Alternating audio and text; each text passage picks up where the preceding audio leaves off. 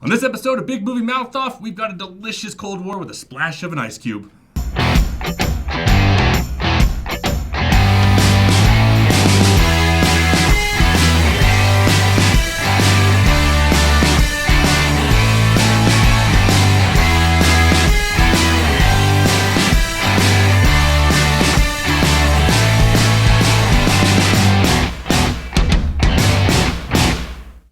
Welcome back to another episode of Big Movie Mouth Off. I'm your host, Jimmy Martin. I'm your co-pilot, Jeff Counts. You notice we're in the new studio? It's a new one. Did you remember to bring my cot from the old one? I didn't. Threw out with the rest of the junk. All right, on this episode of Big Movie Mouth Off, we've got, we're going to review Straight Outta Compton. We're going to tell you, as we said before, Xfinity is now our official sponsor, so we're going to talk about what's on video on demand for all you Xfinity subscribers, and at least tell you how to get Xfinity.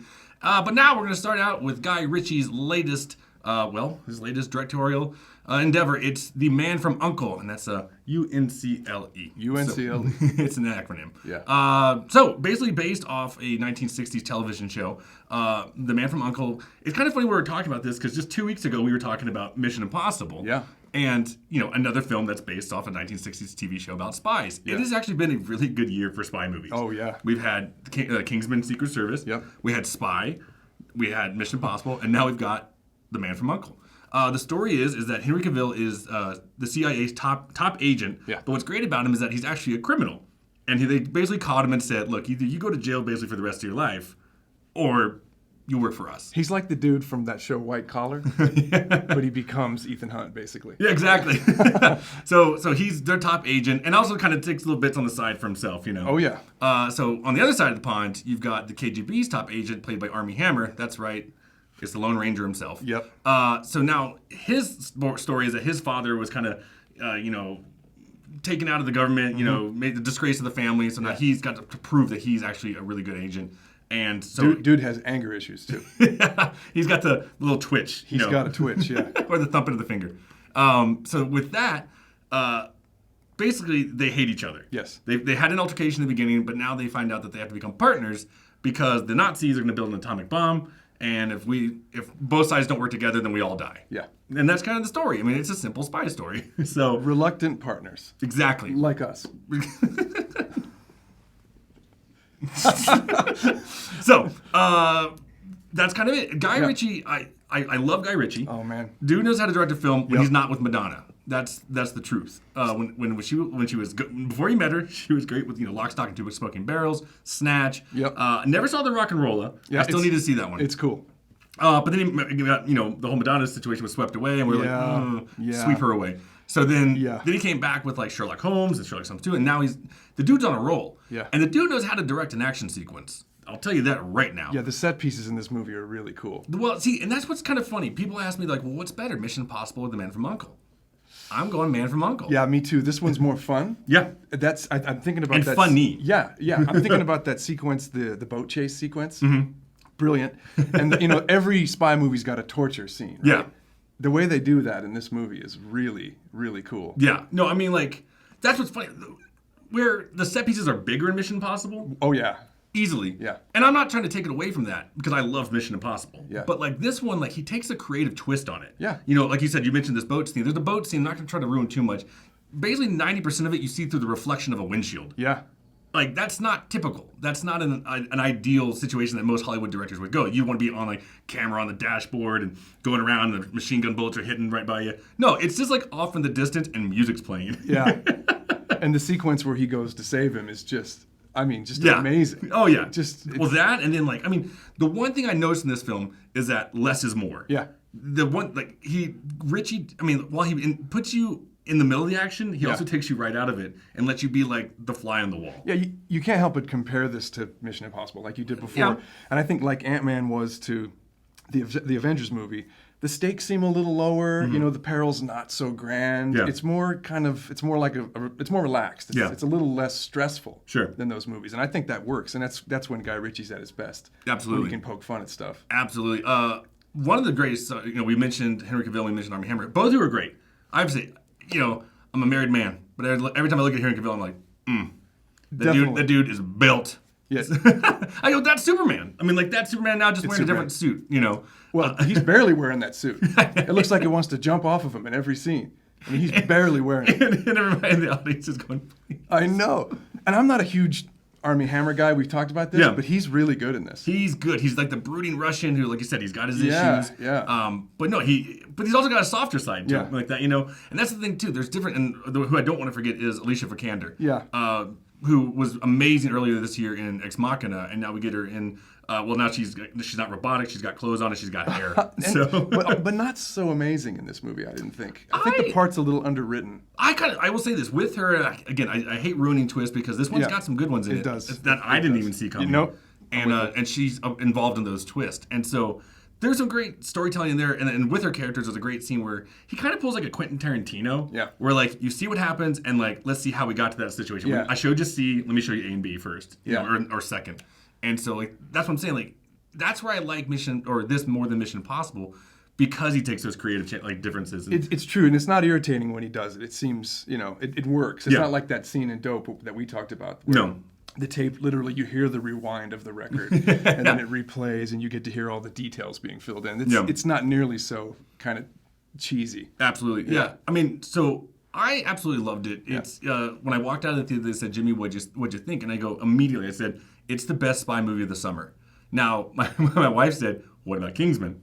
I think Kingsman may be better. I just like Kingsman a lot, but that wasn't the summer. That was back in March or something like that. But summer-wise, Spy. And Mission Impossible, and now Man From U.N.C.L.E. Yeah, I think this is the best one.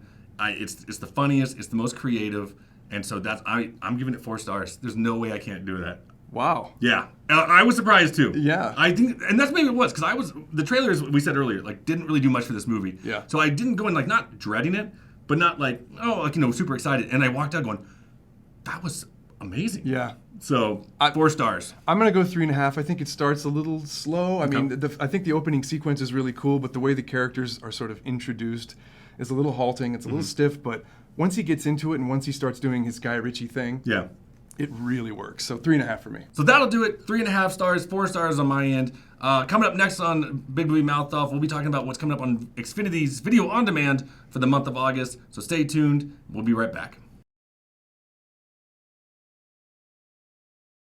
Welcome back to Big Movie Mouth Off. Now we got to review some movies before, like The Man From U.N.C.L.E. Yeah. But now we're going to talk about what's on video on demand with Xfinity because they are now our official sponsor. So let's talk about that. Video on demand. It's the little button. You got to push that button. You got to hit that button. So when you hit that button, some of the movies you can see now are, first one is Hot Pursuit with Reese Witherspoon and Sofia Vergara. She's a cop. It's not called Hot Pockets? Nope, no. Because that would be 2.5 minutes long and be tasty. And terrible for you. So there's that one, but there's some funny parts in there. They joke about Sofia Vergara's age. Yeah. Talk about Reese Witherspoon's height. Yeah. I think it's 3'2". So somewhere around there. It's a movie for the girls. Yeah, it's fine. Not for us. It's not our demographic, but that's fine. You can still enjoy it at your home. But you know what is our demographic? I do. It's Furious 7. The last one. No, don't miss it. This movie has made like $1 billion. There's no way they're not making an 8. Yeah. So even with the tragic death of Paul Walker, the crew is, studios have figured out a way to continue the story, right? Using CG graphics and whatnot. But these films have embraced just how idiotic they are. I mean, come on, cars jumping from skyscraper to skyscraper, defying the law of gravity. But you know what? It's fun. It's the perfect bro night movie. It's grab a beer, have your bros over, and enjoy yourself. Yeah. So enjoy Furious 7. I'd say if you're the males, Hot Pursuit might be more for the females. Or you could cross sides. Who knows what you like? But it's on demand on Xfinity. So that's what those are. Also coming up in theaters, not on Xfinity on demand, but you got to go out to the big screen. Yep. The first one is No Escape with Owen Wilson as an action hero. A thrilling, not. With him and Vince Vaughn. So, but so who knows? It may be good, but you know what? We'll show you the trailer. It's coming up right now.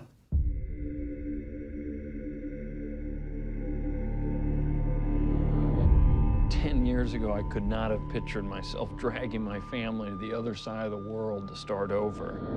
What if we don't like it here? I think we will. Welcome to Asia. You're gonna love it here.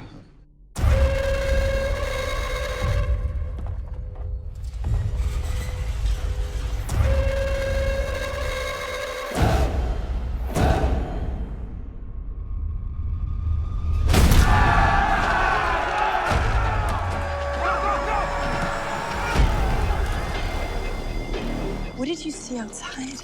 Get your hands off me! There's like a war going on out there.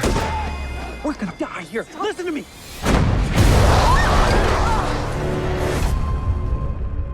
Where's Lucy? Stay here. Lock the door. Lock the door.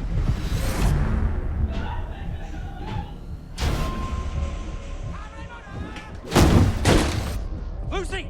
Lucy! Get out of the pool! Come here! What are you doing? Get to the roof! Go, go, go!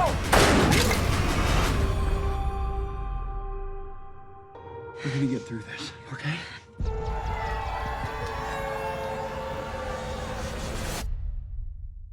Get your head down! Look out! You're alive, Jack. Hey! Just get your family the hell out of here.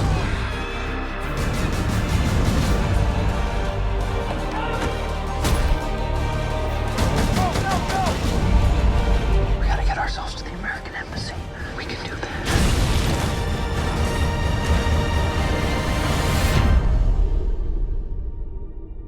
I want to go home.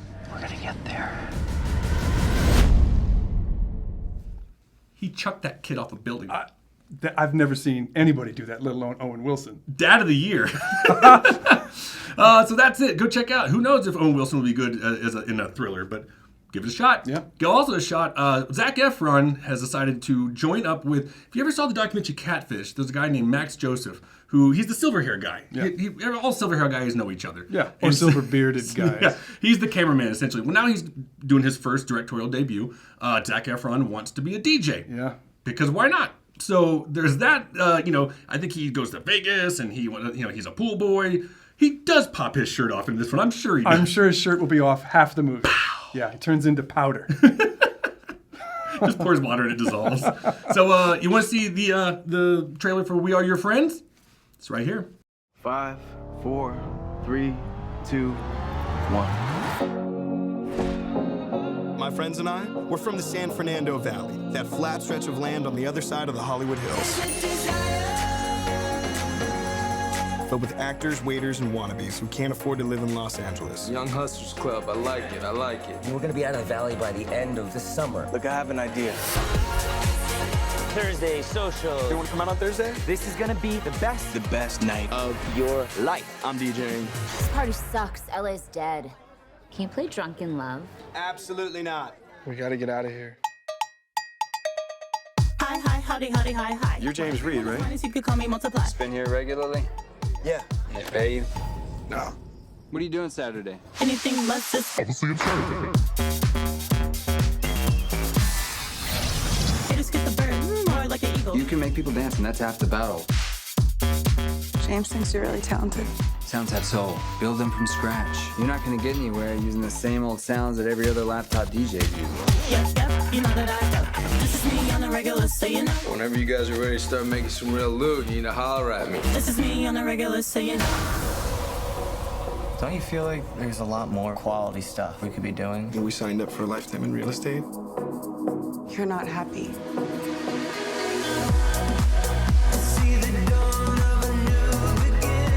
In your life, there are gonna be things that finish you. There won't be a damn thing you can do about it. You think I'm going back to work for that guy? You're out of your mind. What happened to loyalty? Hey, you leave here, this ain't your crib anymore.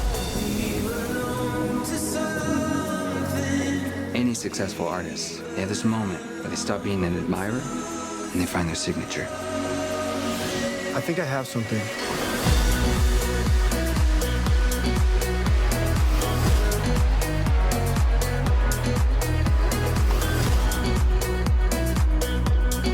This is the best part. It's the moment before it starts. That's a lot of beating hearts out there. Think you can handle it? What's up? I'm Cole Carter.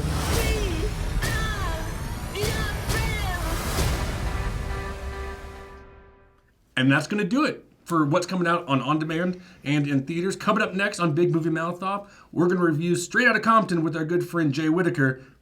Coming up next. Welcome back to Big Movie Mouth Off. We talked about video on demand. We talked about some uncles. But now it's time to talk about Straight Outta Compton. And so with me now is another reviewer. Introduce yourself.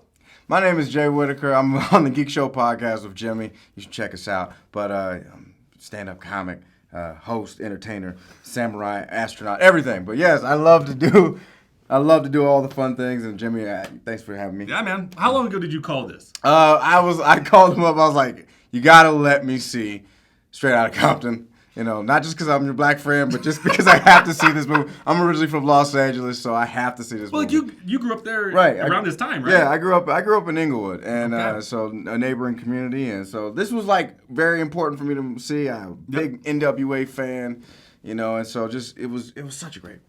You know, I can't wait to discuss this film. All right, here we go. So, Straight Outta Compton, F. Gary Gray's latest film. Great director, directed Friday, directed a lot of music videos. Negotiator. Yeah. Here we go. So, Straight Outta Compton. The story is the origin biopic of NWA, which is one of the pioneering street rap groups of all time. Street rap. Is that what it is? I mean, because it's not rap. It's not hip hop. Gangster rap, man. You think it's gangster rap? That's gangster rap. That's like. But they weren't really like gangsters, though. But. They were kind of against that. It was like they. Oh, this is gonna be a good debate. Yeah, I know this is. But I've never heard it called street rap. That's what it said in the bio. I know, but it's just weird. So a nerd wrote it. Thanks. Okay. Street rap, y'all. Listen to street rap music. I'm just gonna go this way. I know. All right. So, but the group did give us some of the greatest musicians of all time. You have Dr. Dre. You have Eazy-E. You have Ice Cube. Tell me if I'm doing it. MC Ren. Yes. And DJ Yella. Yes, very Boom, good. Got them all. See, all I read that bio really well. Yeah, great Street point. Rap. You get points. I get street rap points. So it's their origins of basically, you know, starting in the streets and rising to fame. And the I guess the cultural phenomenon that they created with this group, I mean, selling out stadiums and then actually, you know, dealing with police officers and whatnot. I mean, and I say dealing with, I'm talking about dealing with. Yeah. I mean, this is, I mean, we talked about it afterwards. I mean, this is a timely film. I mean, this is, you know, we're still seeing this today. I saw you just sinking your head low. Yeah. Just going like, this is still going on, Yeah. you know? But, you know, you see that. But what you also see, what I was really excited for, it was when Ice Cube leaves the group. And then you get battles going on. Right. And I love, my favorite thing with, like, rap artists is, what do you call it? They don't, like, well, some get violent. Yeah. But my favorite one is when they do it in their songs. Yeah. You know, like, to me, like, Oh, fight the rap with your battles, words. yeah. Fight with your words and do it like that way. Because I think that is, I mean, I had forgotten the song No Vaseline. Yeah. Go listen to it. No Vaseline. Yeah, that's. So we can jump in if you whatever you want to say. I mean, like it starts off. It takes you through the timeline of their origin from 1986 all the.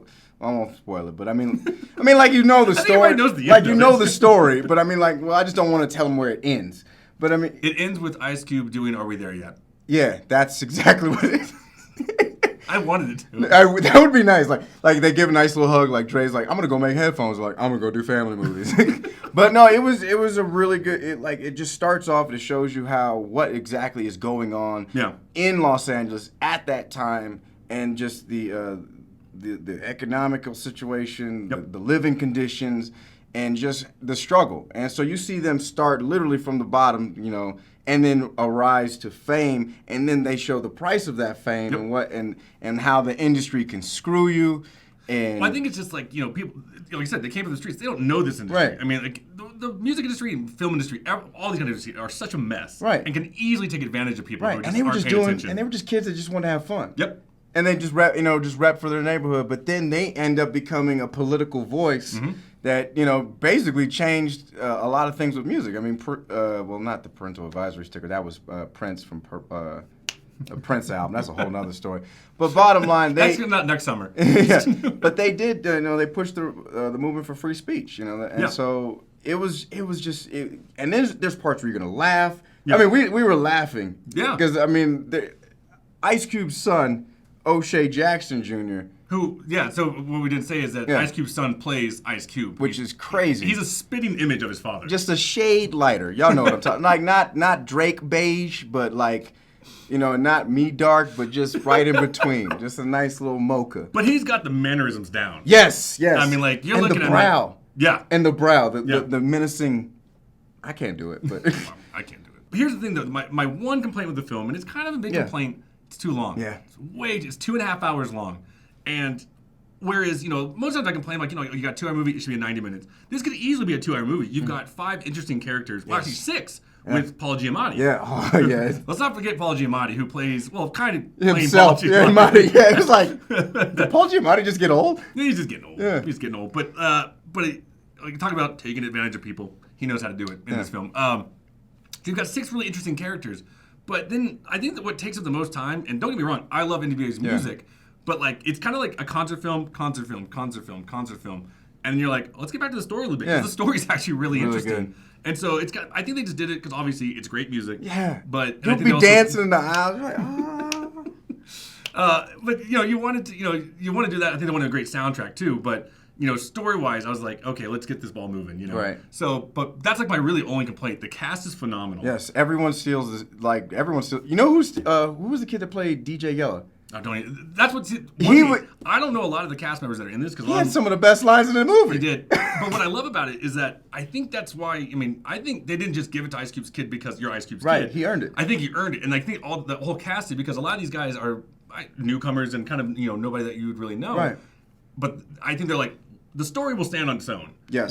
We don't need big names in this film. No, if they're good at it, sure, bring them in. But let's get people who nail these roles. Right. And that's what they did. Because, again, I say it, the cast is phenomenal. And if you're a Raiders and LA Kings fan like me, you will be so thrilled to rock your gear. Oh my goodness, this was great. It was a great experience. It's good. Like I said, my only complaint is that it's too long. I agree. It's 2.5 hours. Take it to about 2 hours. You can cut a couple songs out. You'll be fine. Cast great. Like I said, it's a lot of stare downs. A lot of stare downs. It was kind of like Too Fast, Too Furious. What up, dog? We beefing now.